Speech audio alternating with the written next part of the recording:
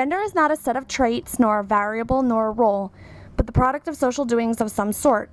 Interaction gives way to gender. Doing gender is a routine accomplishment embedded in everyday interaction. Gender is not something that is natural or biologically ingrained. West and Zimmerman contend that doing gender is undertaken by men and women whose competence as members of society is hostage to its production.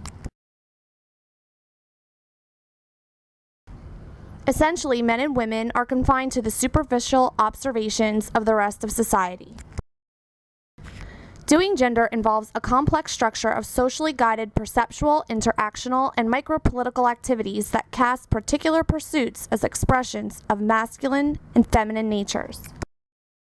Doing gender consists of managing such occasions so that whatever the particulars, the outcome is seen in context as gender appropriate. Doing gender also consists of interaction situations which produce recognizable enactments of masculinity and femininity. The man does being masculine by, for example, taking the woman's arm to guide her across the street, and she does being feminine by consenting to be guided and not initiating such behavior with a man. While it is individuals who do gender, the enterprise is fundamentally interactional and institutional in character, for accountability is a feature of social relationships, and its idiom is drawn from the institutional arena in which those relationships are enacted. According to Goffman, each person has an essential nature, or signs that they give off. He considers this gender display. Femininity and masculinity are examples of gender display. Gender is a socially scripted dramatization of our culture's idealization of feminine and masculine natures, played for an audience that is well schooled in the presentational idiom. Performing versus displaying gender.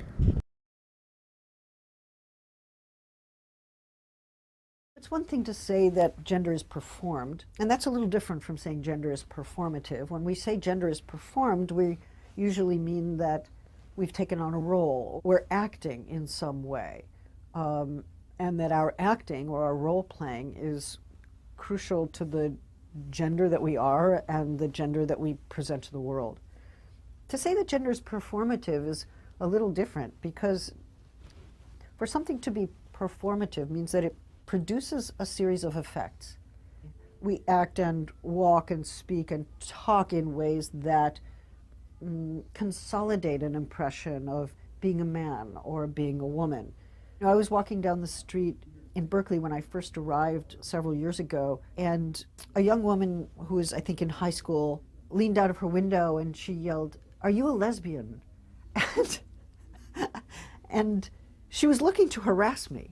Or maybe she was just freaked out, or she thought I looked like I probably was one and wanted to know. But instead I just turned around and I said, "Yes, I am." And that really shocked her.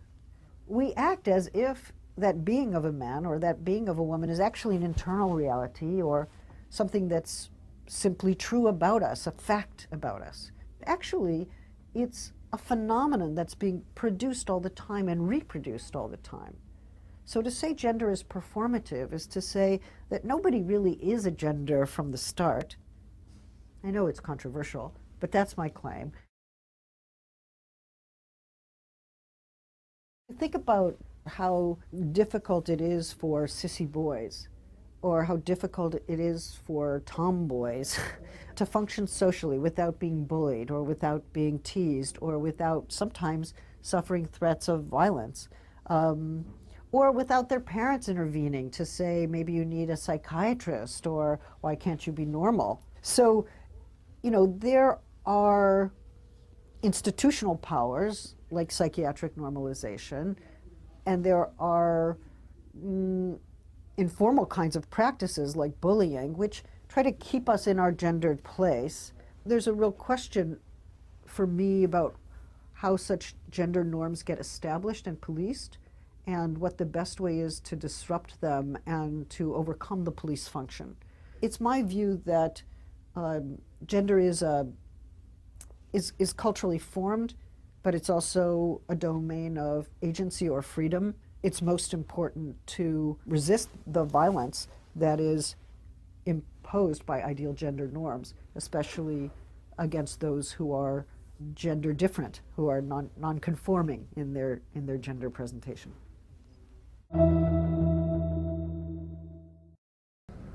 Interaction organization, sex, sex category, and gender. Sex can be seen as the agreed-upon biological criteria for classification that unequivocally distinguishes males from females. The physical reconstruction of sex criteria pays ultimate tribute to the essentialness of our sexual natures as women or as men. It is the presumption that essential criteria exists and would or should be there if looked for that provides the basis for sex categorization. The categorization of members of society into indigenous categories such as girl or boy or woman or man operates in a distinctively social way. Sex categorization can be seen as a determination made through the application of socially agreed upon biological criteria, i.e. genitalia, for classifying persons as females or males. This is difficult in everyday life to prove via one's sex criteria, as genitalia is often hidden. Rather, people rely on identificatory displays to determine one's sex category. If people can be seen as members of relevant categories, then categorize them that way, i.e., one's sex category presumes one's sex. The problem is not so much living up to some prototype of essential femininity or masculinity, but preserving one's categorization as female or male. If sex categorization is omnirelevant, then a person engaged in virtually any activity can be held accountable for performance of that activity as a woman or a man, and their inclusion in one or the other sex category can be used to legitimize or discredit their other activities. Membership classification. In everyday life, we live in a world of two and only two sexes. Ambiguous sex indicators are sex indicators nonetheless. If one wishes to be recognized as a lesbian or heterosexual woman, one must first establish a categorical status as female. Socially, we resist ambiguity. Many individuals are uncomfortable when they are unable to categorize people as one of the two sexes. Gender is constructed through psychological, cultural, and social means. It is the activity of managing one's conduct in accordance with normative conceptions. Gender are activities appropriate for one's sex category. The idea here is that psychological and behavioral traits are based on reproductive functions. Men are men and women are women, a division perceived to be natural and rooted in biology. Doing gender involves creating differences between girls and boys and women and men, differences that are not natural, essential, or biological. Institutionalized frameworks through which our natural, normal sexedness are therefore enacted. For example, the sex segregation of North American public bathrooms distinguishes ladies from gentlemen in matters held to be fundamentally biological, even though both are somewhat similar in the question of waste products and their elimination. These settings are furnished with dimorphic equipment such as urinals for men or elaborate grooming facilities for women, even though both sexes may achieve the same ends through the same means and apparently do so in the privacy of their own homes. The functioning of sex-differentiated organs is involved, but there is nothing in this functioning that biologically recommends segregation. That arrangement is a totally cultural matter. Toilet segregation is presented as a natural consequence of the difference between the sex classes, when in fact it is a means of honoring, if not producing, this difference. Knowing your place, gender roles. Role theory has emphasized the social and dynamic aspect of role construction and enactment, and everyone knows his or her place in the interactional scheme of things. To do gender is not always to live up to normative conceptions of femininity or masculinity. It is to engage in the behavior at the risk of gender assessment. If we do gender appropriately, we simultaneously sustain, reproduce, and render legitimate the institutional arrangements that are based on sex category. If we fail to do gender appropriately, we as individuals, not the institutional arrangements, may be called to account for our character, motives, and predispositions.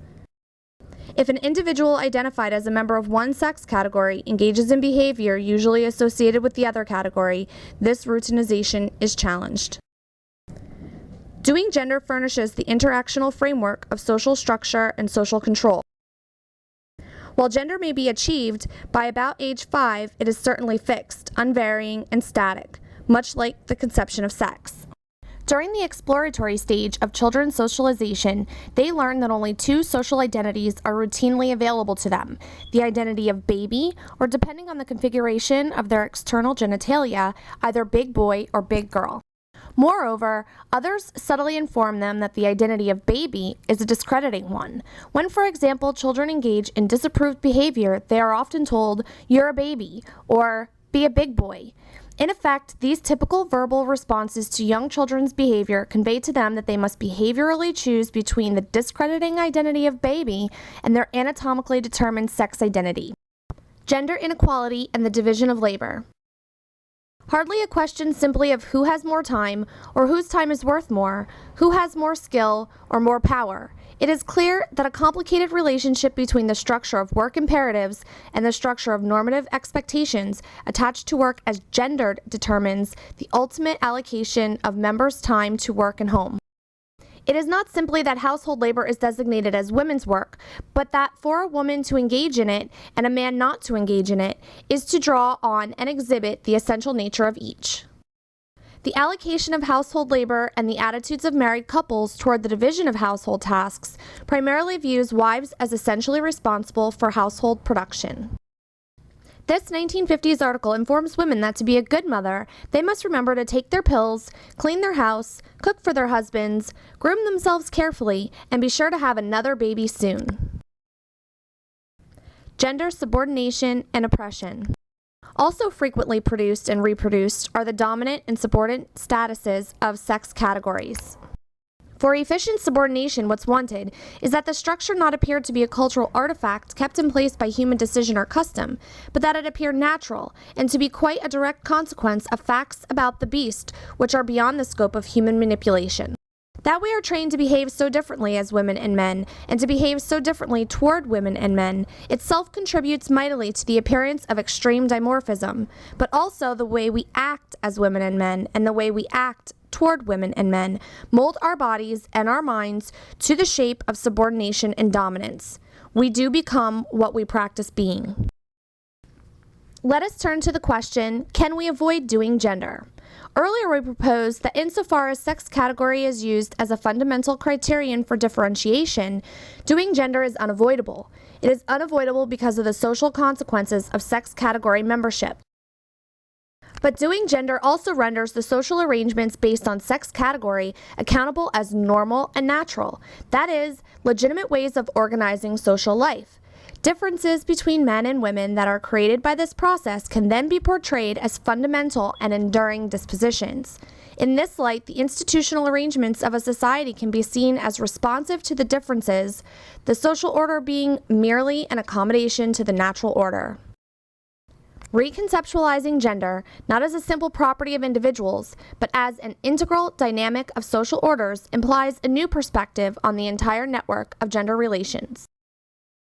Social subordination of women and the cultural practices which help sustain it, the politics of sexual object choice, and particularly the oppression of homosexual people, the sexual division of labor, the formation of character and motive, so far as they are organized as femininity and masculinity, the role of the body in social relations, especially the politics of childbirth, and the nature of strategies of sexual liberation movements.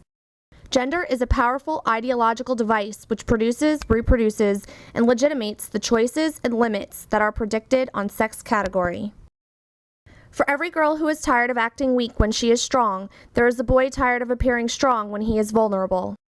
For every boy who is burdened with the constant expectation of knowing everything, there is a girl tired of people not trusting her intelligence.